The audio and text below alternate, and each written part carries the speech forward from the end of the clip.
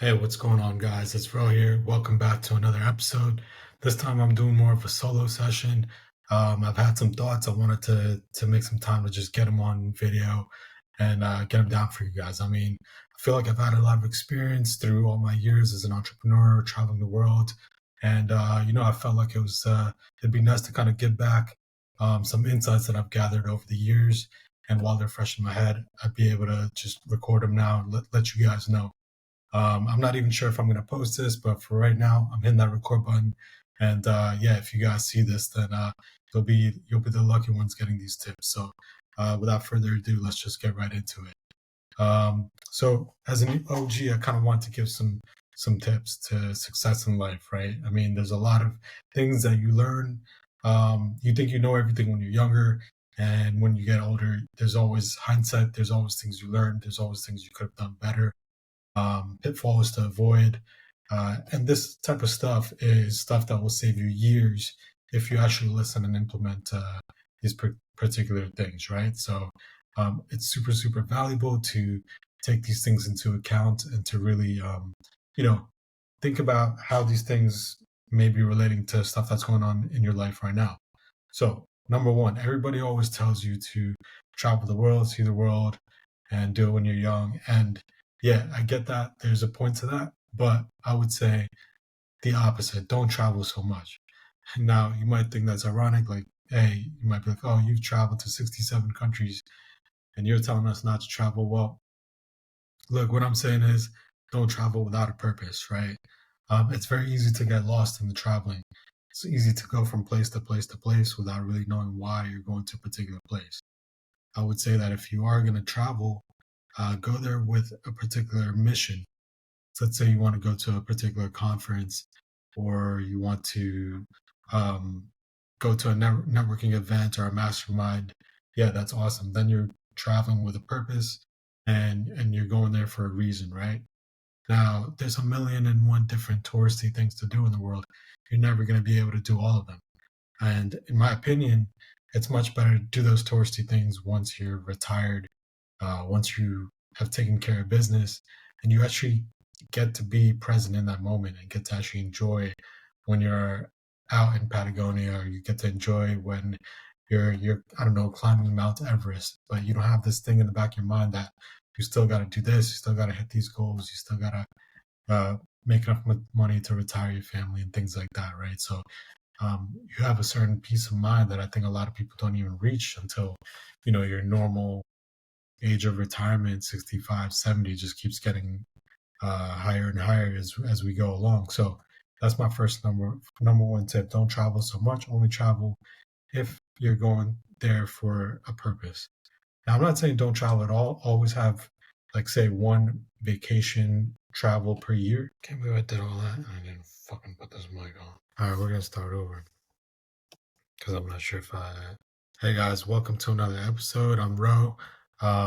It's been a while since I've done an episode, but I wanted to get you guys. Hey guys, hey, welcome Nomadic Millionaires. I'm Ro. Welcome to another episode. Today I'm going to be talking to you one-on-one, not the usual episode, because I had some thoughts that I think could really help you guys. And while these were fresh in my head, I figured I'd hit the record button, get these down for you guys. I'm not even sure if I'm going to post it, but if I do end up posting it, you guys will be lucky. We'll be the lucky ones getting these tips, because as an OG entrepreneur and someone that's traveled the world, I wanted to give some tips because I feel like if I knew these things earlier, they would have changed the trajectory of my life. They would have saved me a lot of years. And if you put these same tips into place, I think they could save you a lot of years as well. So without further ado, let's just jump right into it. Now, like I said, as an OG, someone that's been to over 67 countries or something like that now, I've learned a lot. I've had a lot of experiences. Something everybody tells you is to go travel the world. Everybody tells you, go travel, go see the world. That's what everyone's dream is. I would tell you the opposite. I would say don't travel. I think that the key to actually living a successful life is only to travel with a purpose, right? I would say only travel when you're going to, like, say, a conference or a mastermind or, like a networking opportunity. But if you're just traveling to travel, I mean, there's a million and one there's a million and one touristy things to do in the world. You're never gonna be able to see everything everywhere in the world, right? It's a lot more comforting to see those places once you've already retired yourself, once you've retired your family, and you don't have the stress in the back of your mind that, oh, you got to do this, that, and the other.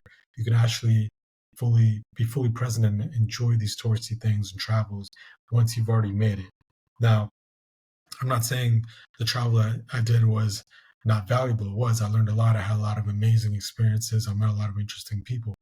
Um, but what I would say is maybe just have one vacation a year, like a normal person does, right? Um, just have one vacation and make that vacation contingent on whether or not you hit your goals. If you hit your goals, go for it, or do it have like 6 month goals. If you hit your 6 month goal, go on that trip. If you hit the next 6 month goal, go on that trip. So, but it's too easy to get lost in wanderlust and travel and getting FOMO of all these different places. So, rule number one: don't travel so much. All right. Number two, going right down the list. This might be a little controversial, but I would say for men out there, young men out there, don't let women distract you from your goals. I would say this is the number one thing that throws a lot of men off track. I mean, yes, you might get lucky and find that 10 out of 10 rare gem woman that's going to help elevate you and everything in your life. If you're lucky to find that woman in your younger years when you're just getting started. If you do, go ahead and lock her down if you can, right? But in general, a lot of guys get trapped in, chasing lots of different women, getting experiences and whatnot, being out partying, being on the dating apps, things like that. And sometimes that's not even the most distracting. Sometimes it's a bad relationship that will throw you off your routine, your motivation, your willpower, your goals. So be super, super careful who you get into a relationship. And if you get into a relationship in your 20s, it's not something that I would really recommend doing very early in your 20s. I would say only look for that once you've actually really established yourself, unless you find that 10 out of 10 gem, right? That's like, is the one, the perfect one for you. But in general, a lot of guys will be doing really well in their business, and then they'll meet a girl and then they'll forget all about their goals, or they'll slack off here and there, or they'll go on another vacation. And then next thing you know, their numbers are down, business is down. They've stopped networking, their industry has forgotten about them, and they forgot what really made them successful in the first place, right? So that's number two. Don't let, I would say, so-called bad women distract you. So with that being said, let's go on to number three. And drop a like in the chat if you guys agree. Let me know if you've had a similar experience. Let me know in the comments. I know there's a lot of guys that have faced a similar situation where they've gotten too caught up in a relationship and it's gotten them down the wrong path. But similarly, if you had a good experience, let me know as well. Right, moving on to the next one. Secure the bag. If at any point you make profits, like seriously life-changing profits, don't get greedy, take the profits, right? A lot of guys, especially when you're young, you don't realize how hard it actually can be. Like you make it once, you think, oh, this is easy, I can do it again and again. And yeah, that may be possible, but when you're young and you've actually seen life-changing money, more money than you've ever seen in your life, take that opportunity and secure those profits. At least secure 50% of them, because you never know what can happen next. You got to be able to live another day, right? If you made it this far, why risk starting all over from zero, or even worse, even being in the negative? So I would highly suggest that, whether it's through investments, whether it's through a trade, whether it's through a business, a cash flowing business, e-commerce, a lot of guys, they just blow their money. They do what I did, buy a Lambo, and then they pay like $1,000 a month to park it, and insurance and all these things, when they could use that money much, much more wisely. They could use that money to put into other actual investments, or like another business, or scaling their current business, rather than get caught up in chasing the material highs, which it's not really going to make you happy for that long. It's going to be cool for a week, and then after that, you're like, all right, now what? So, and the other thing is, like, secure the bag until you're really, really comfortable. And then when it's just a small percentage of your net worth, then go out and buy the Lambo. This is stuff that we all know, but when you're in the moment, it's very easy to forget. And you rationalize to yourself that, hey, this is actually going to be a good purchase.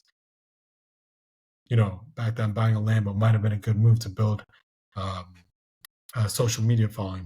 It had to be done methodically. You know what I mean?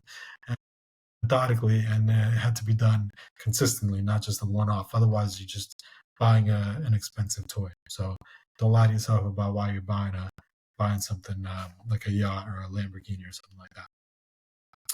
With that being said, in a similar vein, don't chase material things. Okay, these luxury watches, these Lambos, they're not going to bring you long-term happiness, and in fact, they're gonna attract the wrong type of attention. All right, this is the worst thing you could get, because you might think you're doing well, you're doing good, and it's good to show off the success that you've had because you've worked so hard. Why wouldn't you tell people about it? But that's probably the worst thing you can do. When you made it or when you're making it, the last thing you want is to let people know that you made it or you're doing success, because you got a lot of haters out there. You're going to get the wrong kind of attention. You're going to attract the wrong kind of girls, wrong kind of partners. So be smart about it. The richest people are not the loudest people in the room. It's usually the ones that are not the richest that are going to be the loudest, right? So trust me, you're gonna attract the wrong type of attention that is just going to take what you have, that they're just going to be looking to take what you have. So please, please, please learn this lesson. You want people to like you for you, then you got to not show what you got. That's the only way to make it at least somewhat genuine. And so with that being said, instead of spending that money, unless it's a Rolex, it's not like a crazy, crazy luxury watch, entry level luxury watch, but it's something that you could use as it's something that you could have 20,000 on the wrist if you need to, go somewhere and you can't hold a lot of cash or whatever. It's something that you could sell if you get in a bind or something like that. So, and they actually hold value. I bought a Breitling for my first watch, and unfortunately, it did not hold value at all. And for the same money, I could have got a Rolex, and it probably would have doubled or tripled in price by now. And so, yeah, with that money, instead of trying to impress people with these luxury goods, invest what you would invest, make solid investments, things that you really believe in. Go with your gut, no matter what anyone else is telling you. Back then, people were saying, "Oh, Tesla's not going to go up." I had friends telling me that, and a lot of people didn't believe in crypto and whatnot. And so the other thing is and stocks too, right? Facebook did amazingly well. Apple did great. Amazon did great. Netflix did great. So no matter what, you should never sell your investments. If you get into a bind, do not sell your investments. Figure out some other way to get cash. I don't care if you have to drive Uber. I don't care if you have to work at McDonald's. Just do not sell your investments, because if you truly believe in them and they're solid investments, why are you going to sell them now when 10 years later they're going to be 20, 30x what they're worth now? So it's going to be tough. And if there's any other way, just figure out some other way to get money if you're really in a bind, but do not sell investments that you really believe in, because that will be a lot of pain down the road. And people will tell you, "Oh, like you have no business investing if you don't have money or cash flow." No, that's bullshit. Like that's BS. If you have a proper investment that you truly believe in, don't sell it. Figure out some other way. Or borrow against it. I mean, this is much riskier. You can borrow against it if it's at a low point, let's say in a bear market, borrow against it. And then once the market goes up, you could easily pay off the loan. But don't borrow against it when you're already in a bull market. That's just not going to work out well.